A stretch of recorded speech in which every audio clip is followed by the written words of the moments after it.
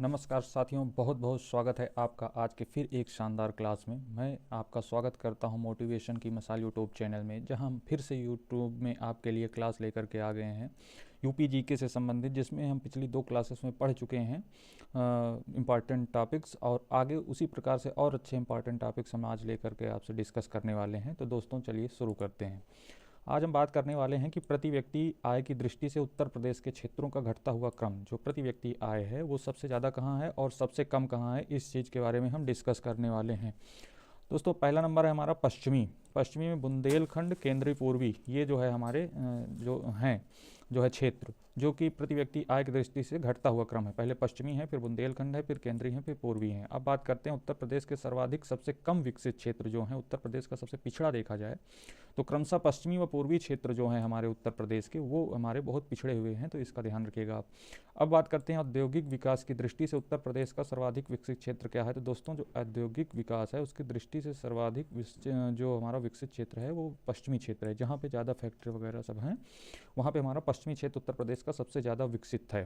अब बात कर लेते हैं औद्योगिक विकास गति देने के लिए उद्योग बंधु का गठन किया गया था। एक जो है दोस्तों आयोग का गठन किया गया था, जो कि औद्योगिक विकास मतलब फैक्ट्री वगैरह स्थापित करवाई जाएंगी हर क्षेत्र में उत्तर प्रदेश के। तो उसके लिए एक 1981 में दोस्तों, कब 1981 में उद्योग बंधु करके एक आयोग का गठन किया गया था, जो कि हमारे उत्तर प्रदेश को विकसित करने के लिए, जो पिछड़ा क्षेत्र है उसको विकसित करने के लिए कार्य करने वाले कार्य था उसका।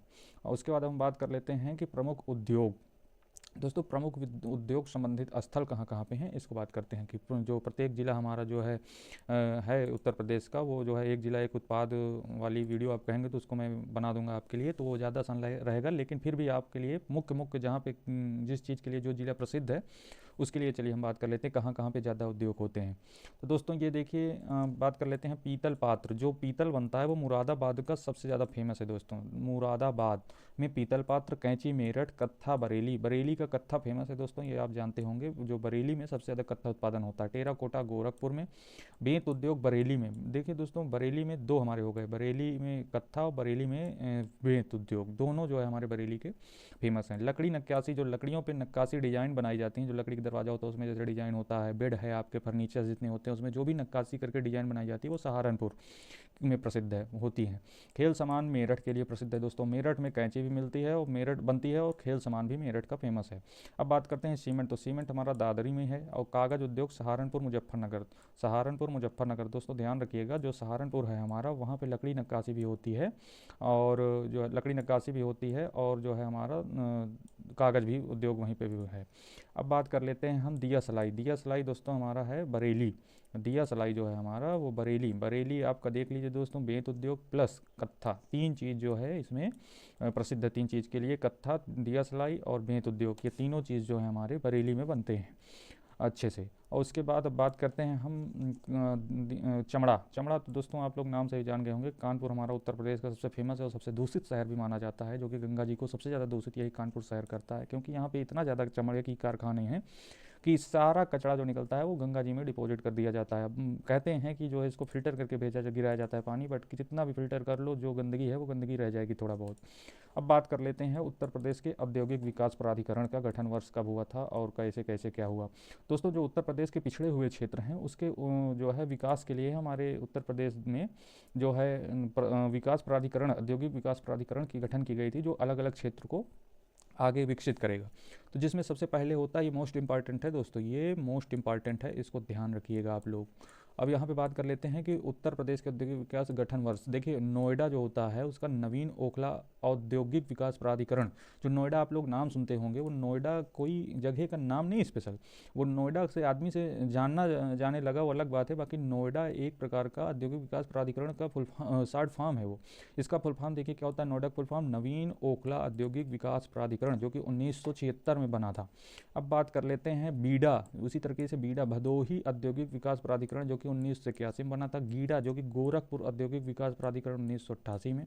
सीडा सतहरिया औद्योगिक विकास प्राधिकरण 1989 में। ग्रेटर नोएडा दोस्तों बना था जो कि बृहत नवीन ओखला इंडस्ट्रीज अर्थराइजेशन, ये वही वाला है नोएडा का, उसी का जो है ग्रेटर नोएडा जो है वहाँ पे विकास विकसित करने के लिए बनाया गया था। लीडा बात करें तो लखनऊ औद्योगिक विकास प्राधिकरण जो कि लखनऊ के क्षेत्र को बनाना था। ईडा यमुना एक्सप्रेस वे औद्योगिक विकास प्राधिकरण, जो आप सुनते होंगे यमुना एक्सप्रेस वे, जो हाल ही में अभी बहुत ज़्यादा दुर्घटना हो गई थी वहाँ एक्सीडेंट कोहरे की वजह से, जिसमें 13 लोग जिंदा जल गए थे दोस्तों, बहुत ही दुखद घटना है। तो वो इस योजनाओं के तहत बने थे। उत्तर प्रदेश खादी ग्रामोद्योग बोर्ड की स्थापना 1960 में हुई थी। उत्तर प्रदेश में सॉफ्टवेयर और बिजनेस प्रोसेस आउटसोर्सिंग का सबसे बड़ा केंद्र कहाँ है दोस्तों? नोएडा। अगर आईटी हब बोला जाता है नोएडा को, अगर आईटी से रिलेटेड, टेक्नोलॉजी से रिलेटेड ज़्यादातर अगर उत्तर प्रदेश से पूछा जाए क्वेश्चन, तो उसका आंसर आपका नोएडा ही होगा, क्योंकि सबसे ज़्यादा हब बना चुका है, आईटी हब ये है हमारा नोएडा उत्तर प्रदेश का। अब बात कर लेते हैं क्लस्टर विकास योजना दोस्तों। जो उत्तर प्रदेश को विकसित करने के लिए कई प्रकार की योजनाएं लागू की गई हैं, जिसमें क्लस्टर विकास योजना है जो कि 2006 के तहत ये लागू की गई थी, जिसमें कारपेट क्लस्टर भदोही को बोला जाता है। दोस्तों ये देख लीजिए, पहले समझ लीजिए कि ये क्लस्टर है क्या।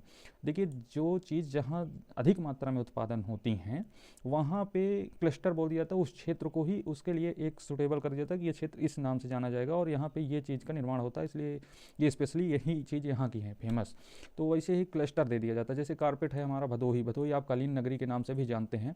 ग्लास बीड्स वाराणसी, जो कांच वाला उद्योग है, जो ग्लास बनाए जाते हैं डिजाइनिंग ग्लास, वो वाराणसी में है। कालीन आप जानते ही हैं, मिर्ज़ापुर में भी कालीन है। कारपेट, सॉरी दोस्तों, कारपेट जो होता है वो हमारा जो वो भदोही में है और कालीन मिर्ज़ापुर में है। पाटरी क्लस्टर खुर्जा बुलंदशहर में है। लेदर क्लस्टर जो चौरी चौरा गोरखपुर, जहाँ लेदर का काम होता है दोस्तों, लेदर के वर्क्स जो होते हैं वहाँ पे जो है हमारा गोरखपुर है, चौरी चौरा। अब बात कर लेते हैं उत्तर प्रदेश के प्रमुख खनिज और ऊर्जा संसाधन से संबंधित महत्वपूर्ण प्रश्न, जो कि डायरेक्ट आपके एग्जाम में पूछे जा सकते हैं यहाँ से क्वेश्चन दोस्तों, ध्यान रखिएगा। तो चलिए इसके बारे में बात करते हैं।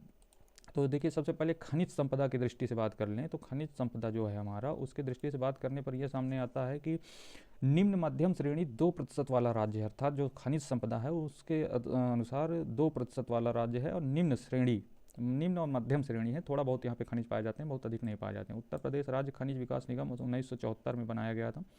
उत्तर प्रदेश की पहली खनिज नीति घोषणा की गई थी। खनिज विकास उद्योग का दर्जा 1998 में मिला था इसको।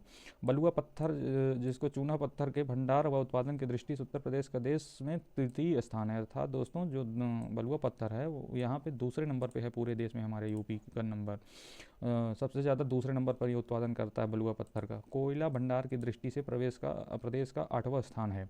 प्रदेश में कोयला पाया जाता है सिंगरौली और सोनभद्र जिले में दोस्तों हमारा कोयला पाया जाता है उत्तर प्रदेश के। सिलिका सैंड जो कांच बालू होता है उत्पादन में दोस्तों, इसका मोस्ट इंपॉर्टेंट है ये सिलिका जो है हमारे सिलिका सैंड। इसी से हमारा प्रोसेसर जो चिप बनती हैं आपके कंप्यूटर में, प्रोसेसर में जो होती हैं, ये सब इसी सिलिका जेल से बनाई जाती है दोस्तों, इस चीज़ का ध्यान रखिएगा।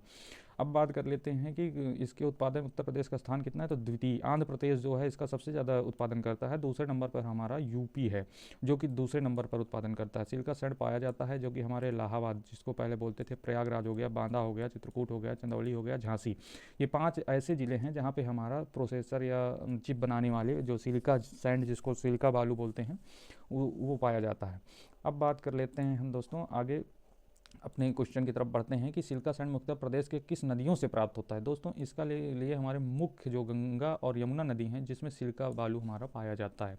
और ध्यान दीजिए दोस्तों कि उत्तर प्रदेश में सबसे ज़्यादा यमुना जी और जो है गंगा जी से ही बालू खनन की काम होता है।